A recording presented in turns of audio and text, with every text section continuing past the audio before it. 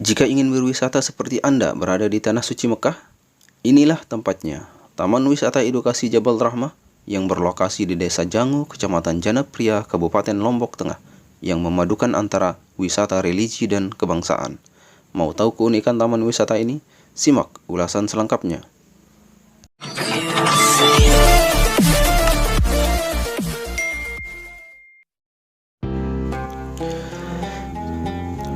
Taman Wisata Jabal Rahmah mulai dibangun pada tanggal 10 November tahun 2018 dan diresmikan pada tanggal 10 November tahun 2019. Taman wisata ini tergolong cukup unik karena memadukan antara religi dan kebangsaan. Di mana di taman wisata ini dibangun replika-replika bangunan yang ada di Tanah Suci Mekah, seperti Jabal Rahmah, Ka'bah, Jamarat, Bukit Safa dan Marwah, Muzdalifah, dan akan banyak lagi dibangun replika-replika lainnya. Sehingga berada di lokasi ini, kita bisa menikmati suasana seperti berada di Tanah Suci Mekah. Dan juga kita akan diperlihatkan tugu-tugu perjuangan yang akan terus menumbuhkan semangat nasionalisme. Taman wisata ini dikembangkan oleh Rumah Kebangsaan Pancasila atau disingkat RKP sebagai support system dari Taman Wisata Jabal Rahmah ini, di mana tujuan RKP adalah untuk pengembangan desa agar menjadi desa yang mandiri. Nah, kalau RKP itu sendiri sudah ada 3 tempat, Pak. Bogor, Jakarta, Banten. Itu sudah berdiri dengan konsep yang sama. Kemudian ini adalah tempat keempat sebagai bentuk pengembangan desa. Tapi kalau di sini RKP sendiri tidak memposisikan sebagai pemilik, Pak. Ini tetap milik masyarakat. Jadi dari masyarakat, oleh masyarakat, untuk masyarakat. Kepemilikan tanah masih punya mereka. Mereka kita ajak bekerja sama mengelola. Kemudian nanti akan ada SHU di akhir tahun. Jadi memang murni tujuannya untuk mengembangkan desa, biar desa ini menjadi desa yang mandiri. RKP dan masyarakat sudah menyediakan lahan seluas 28 hektar untuk pengembangan taman wisata ini. Namun sampai saat ini sudah terpakai lahan seluas 5 hektar. Saking masih banyaknya rancangan yang akan dibangun oleh manajemen Taman Wisata Jabal Rahmah ini, namun belum bisa terlaksana seluruhnya. Salah satunya adalah membuat 5 miniatur rumah adat dan 5 miniatur tempat ibadah. Namun yang sudah terbangun sementara hanya 1 miniatur rumah adat dan 1 miniatur tempat ibadah.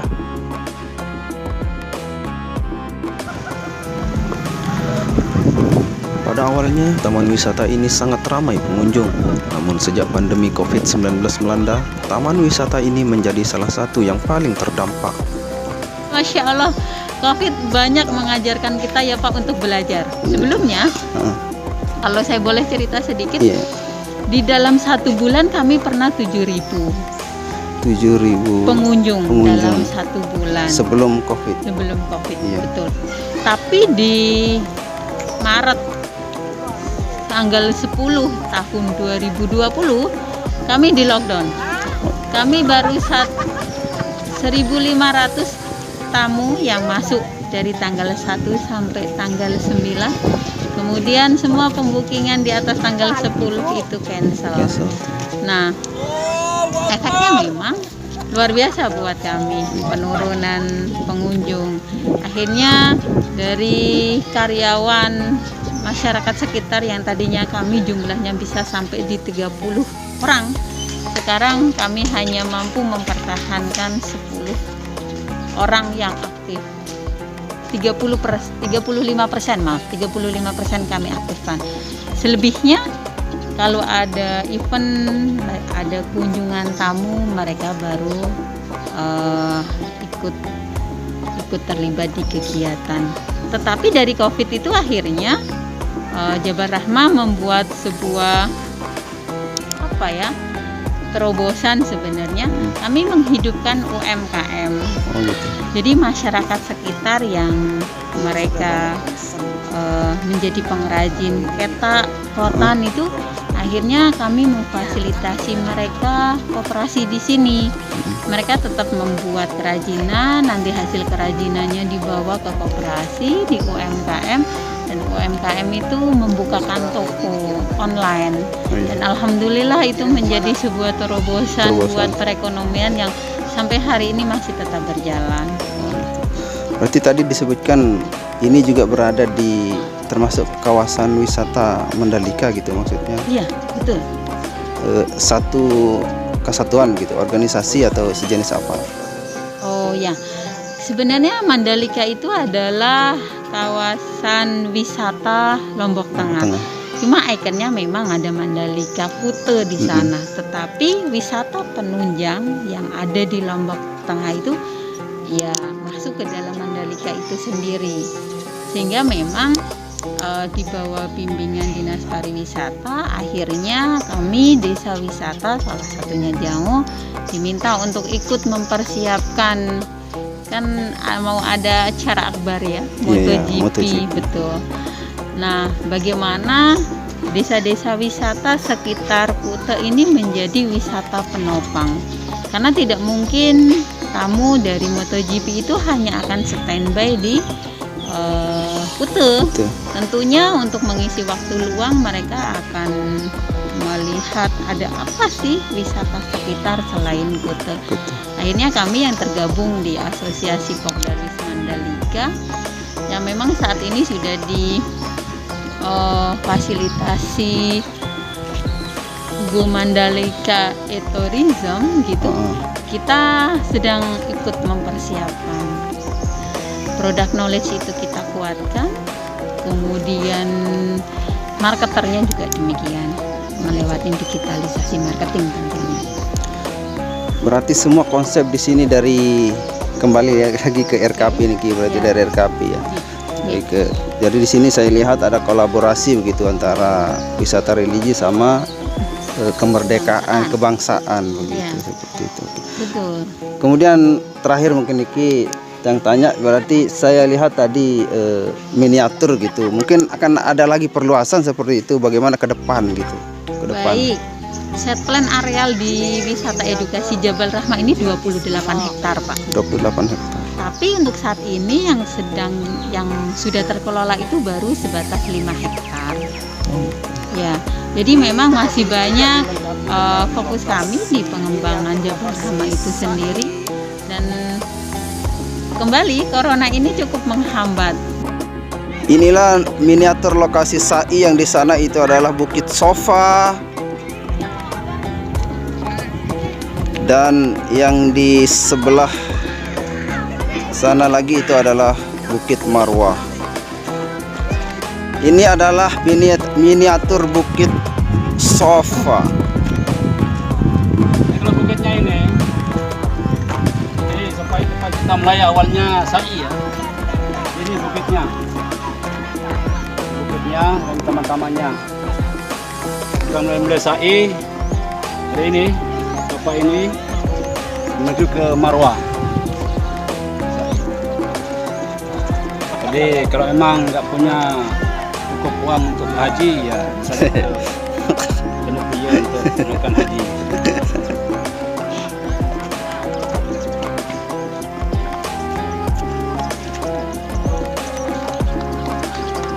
Kita dari pembina dari Yayasan Nurul Majun yang ada di Desa Pengembur Hutan Pojok. Motivasi mengunjungi Jabal Rahmah ini ya?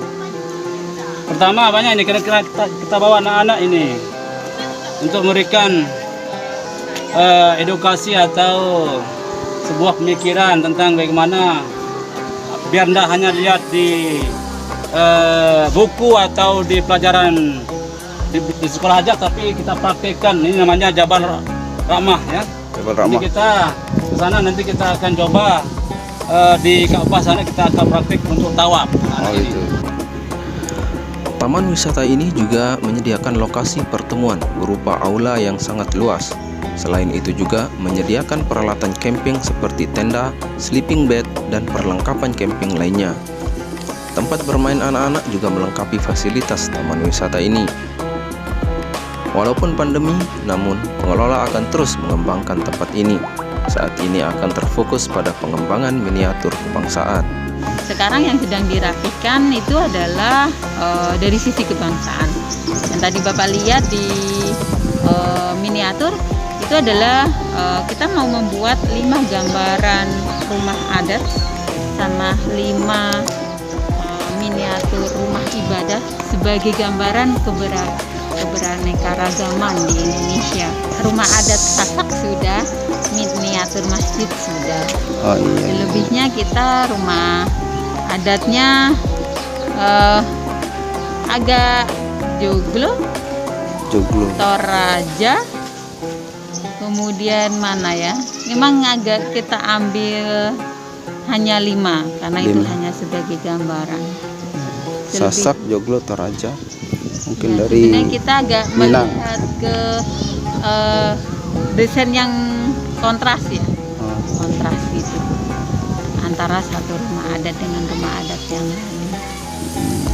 Itu dana awal untuk membuat ini dari Dana RKP atau ya sepenuhnya ini masih swasta Pak. Swasta itu artinya RKP masih menjadi apa ya? istilahnya Support system support tunggal, sistemnya. betul. Kami sepenuhnya belum ada pemerintah yang merapat dalam hal pendanaan. Yang belum tersentuh sama sekali itu peternakan, karena kita ingin mengembangkan peternakan, kemudian pengelolaan sampah terpadu, dan juga pertanian. Oh, berarti terlepas dari pemerintah, berarti murni dari. Betul, ini murni dari swasta. Tapi Swadaya. sudah tidak ditembuskan ke dinas pariwisata, kemudian apa untuk pengembangan seperti ini? Ya, sudah Bapak. Langkah pertama memang kami membuat di sini sudah terbentuk Pokdaris, kelompok sadar wisata gitu. Jadi masyarakat ikut andil di dalam pengelolaan.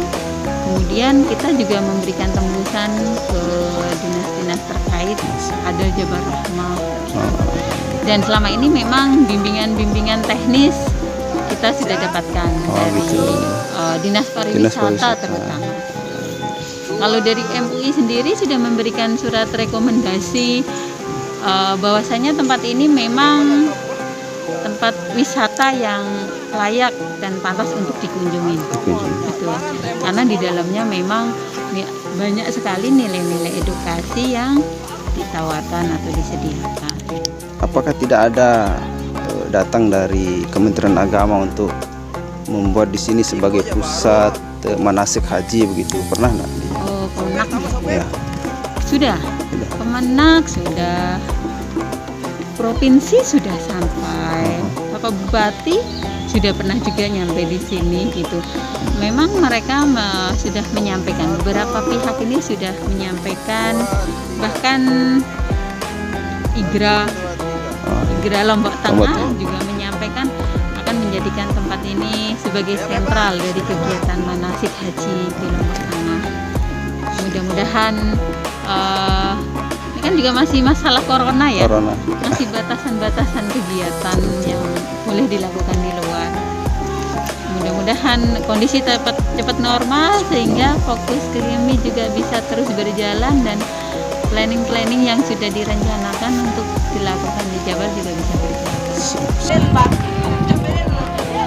Ini ada jamaahnya hilang ini.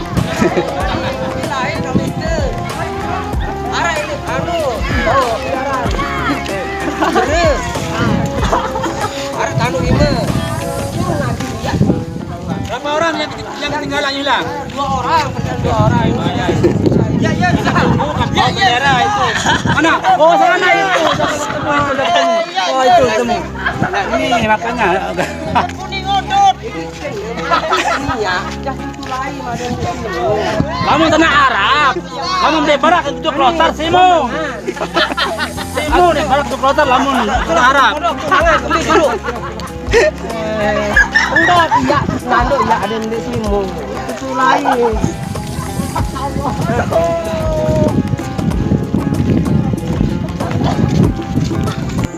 Dari Lombok Tengah, Nusa Tenggara Barat, tim kontributor Sile Denden TV.